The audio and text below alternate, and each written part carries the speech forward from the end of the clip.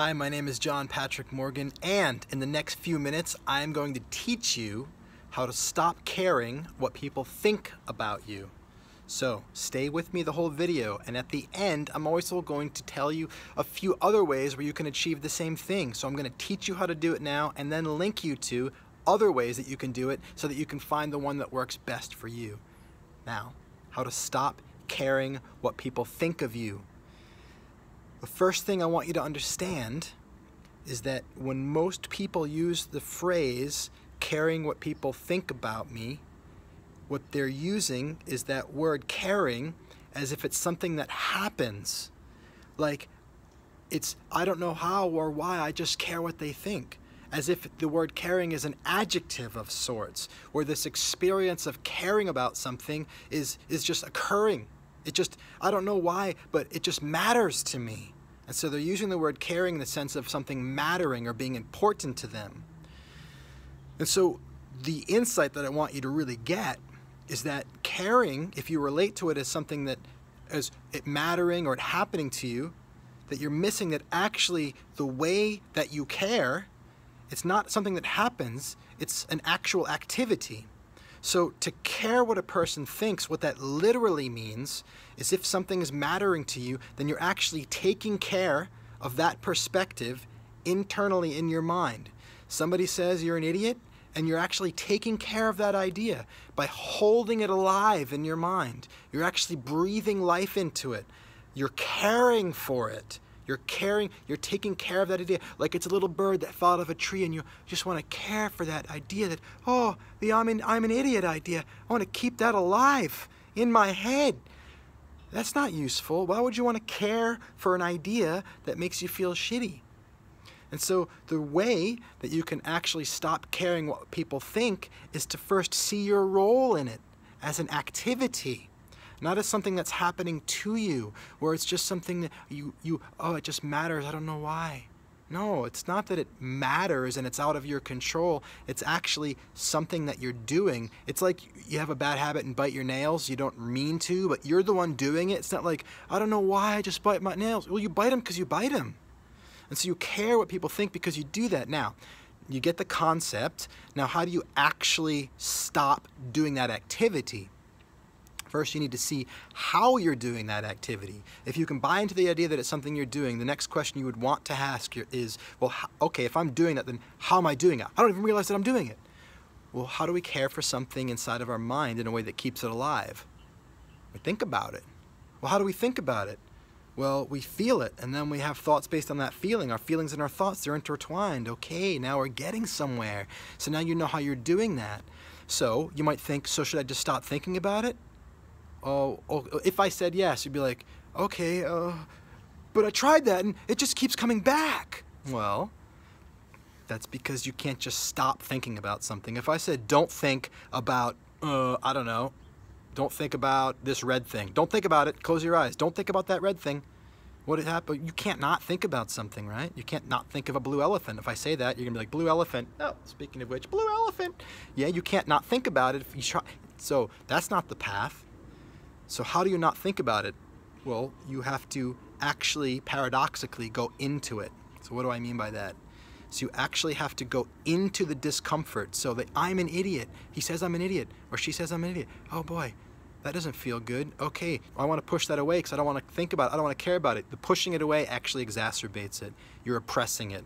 You're actually, by saying no to it and resisting it, you're actually entrenching the neurology that actually is associated with the feeling, and you're making it more true by resisting it. Remember, like Steven Seagal and his Aikido thing in the movies, where it's like if you don't resist it, you can actually like do the martial arts. I don't know if this is a random example, but there's a way in martial arts where you go with the energy, and that's actually how you beat and overcome. And so what I'm talking about here is going with the energy of the I'm an idiot. So I'm an idiot. Okay, go into that. This person thinks I'm an idiot. And so why does that bother me? Huh. Well, because it doesn't feel good and it's not very nice. Well, why? What's my biggest worry of being thought of as an idiot? Well, if I'm an idiot, that means that everybody will think I'm an idiot. Well, what? So what? Well, I don't want everybody to think I'm an idiot. Yeah, why? Because, well, then I'm worried that nobody would want to spend time with me. Oh, and then what? Well, then nobody would would want to be with me, and I'd be alone. Okay, so now I'm actually following the feeling and finding out what's the worry behind the worry, what's the fear behind the fear, what's the hurt behind the hurt, and I just follow that like a little rabbit hole. I go into it, and I want to get more and more uncomfortable. I'm going with the energy, not trying to push it out and repress it. I'm doing the opposite. And so what's so scary about that? Why? Because nobody would love me, and then what? And so when I get to this really place where I'm like, if everybody thinks I'm an idiot and I'm alone, and nobody wants to talk to me, and I'm by myself, and now it hurts and I'm uncomfortable and that sucks. Okay, if this were to actually happen, then when I get into that place and I connect with my heart and I say, well, if that were to actually happen, what is it that I actually know in my heart that I would do if that were the situation? What would I do?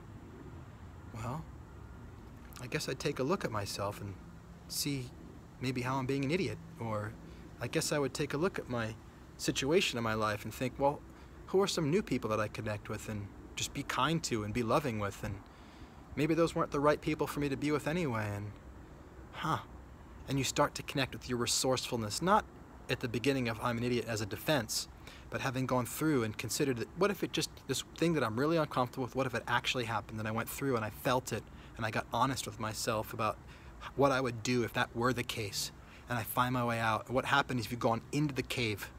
Joseph Campbell, the mythologist, says, the cave you fear to enter holds the treasure you seek. So you go into this fear, you actually consider this as a possibility, you feel all of it, that will heal it. Feel it to heal it, my friend Winnie says.